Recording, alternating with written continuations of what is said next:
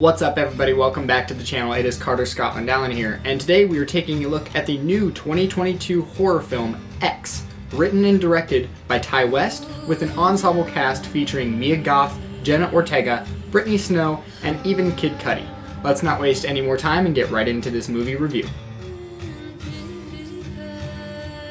A group of actors set out to make an adult film in rural Texas under the noses of their reclusive hosts. But when the elderly couple catches their young guests in the act, the cast find themselves in a desperate fight for their lives. Okay, so before we get into it, just wanted to say, spoiler warning, I'm not for sure if I'm going to be giving basically everything away, but that's just your warning. So if you don't like what I say from here on out and you haven't seen the film, that's your problem. But let's not waste any more time and get into the directing for this film.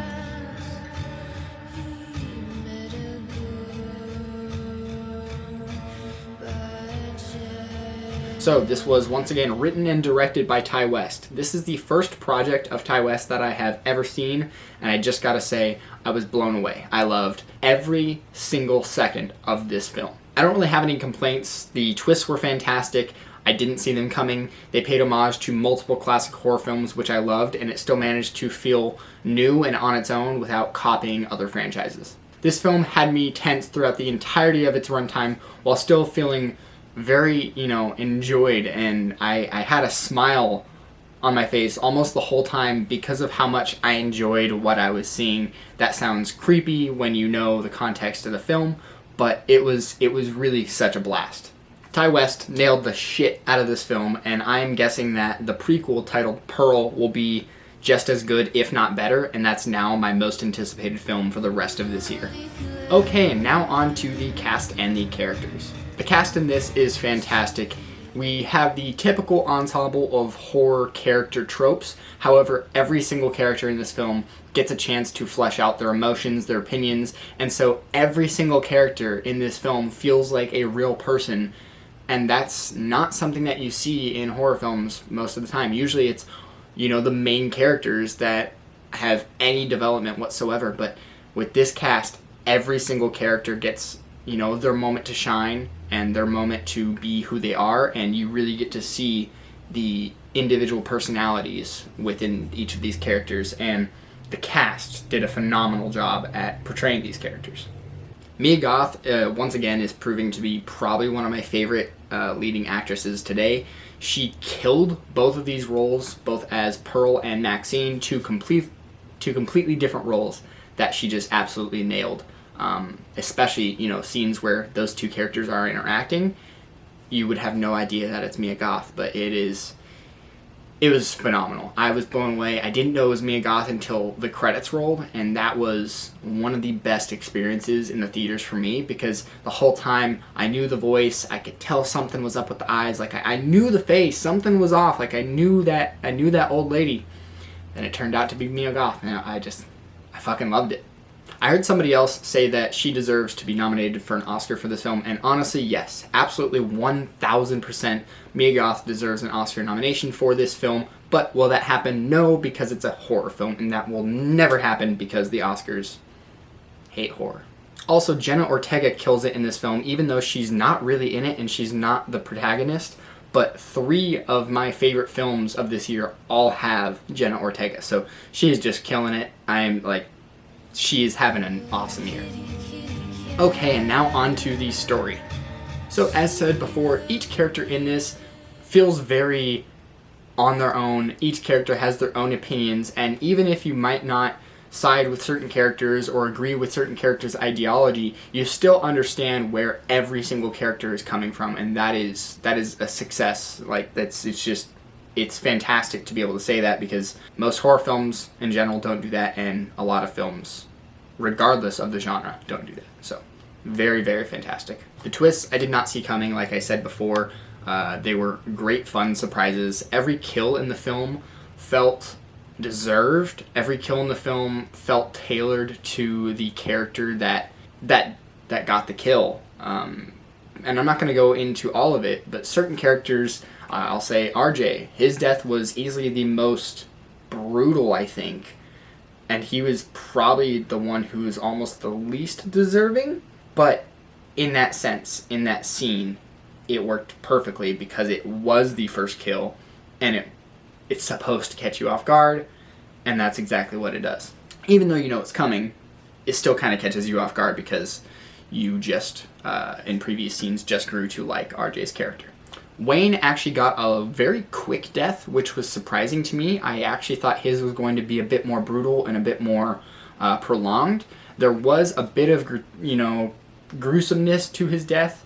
However, it was so quick that I was kind of surprised. But it worked because Wayne is kind of a character that he's the one character in the film that I think most audience members are going to not dislike, but have the least amount of care for this character. The fact that the gator kill was foreshadowed all the way in the very opening of the film was fantastic.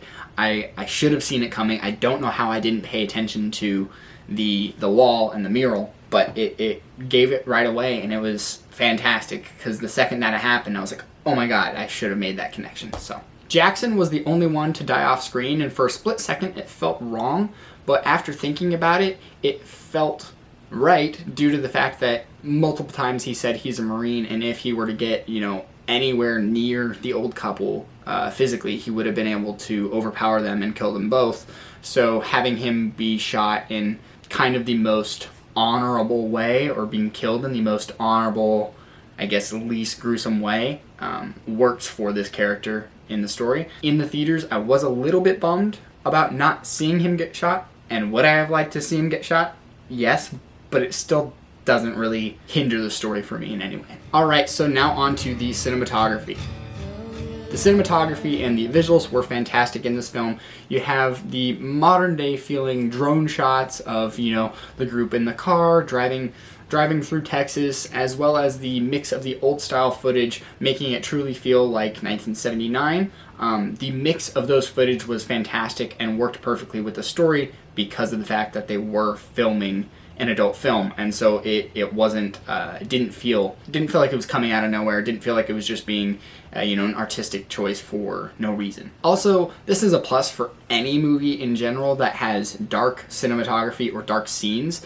You could see what was going on. You could tell the details in certain scenes, whether it's nighttime or it's just really poorly lit.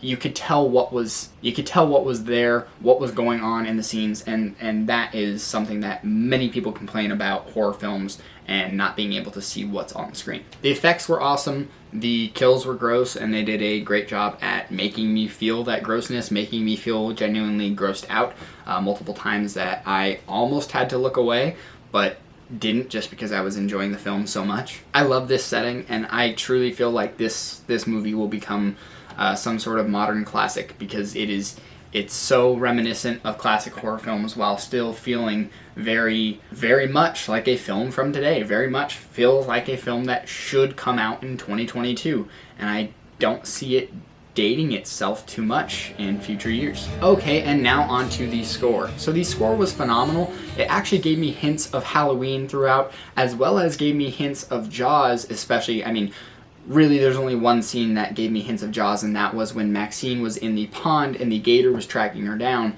That sequence was probably my favorite sequence in the entire film, just because of how damn tense it made me. It brought back all of the emotions that I personally have whenever I go to watch Jaws.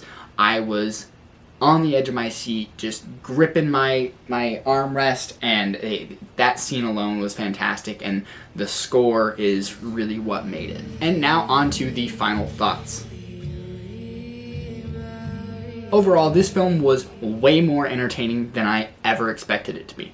I saw the first half of the trailer, or maybe I saw the whole trailer and I don't remember it, but either way, I didn't know much about this film going into it. And that is the perfect way to enjoy this film. It is easily the most fun in a horror film I've had in probably since 2011, when I saw Scream 4 in theaters. This is the most fun I've had in the theaters experiencing a horror film since 2011. That says something. So go out and see this film.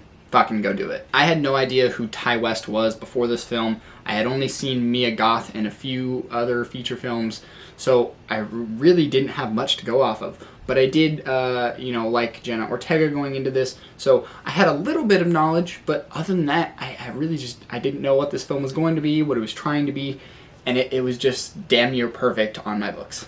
If you're a fan of slashers in any way, seriously, if you're a fan of horror, if you're a fan of slashers especially, go see this film in theaters. Don't wait to rent it. Go see this film in theaters with a crowd. I wrote down here, I had the most enjoyable, terrifying experience since Hereditary, and that is definitely still true. However, I will say I had the most fun in this since 2011's Scream 4. I will for sure be buying this film. I will most likely be buying the Steelbook version of it, as well as I will for sure be seeing it again in theaters.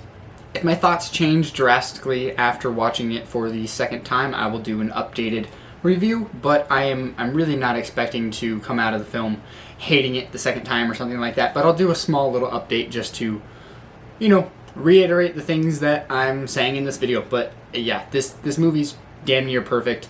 The cast is phenomenal. The writing is perfect. The visuals are just fun. Like, everything about this movie is fun, so do yourself a favor and go watch X, written and directed by Ty West. Has a phenomenal cast.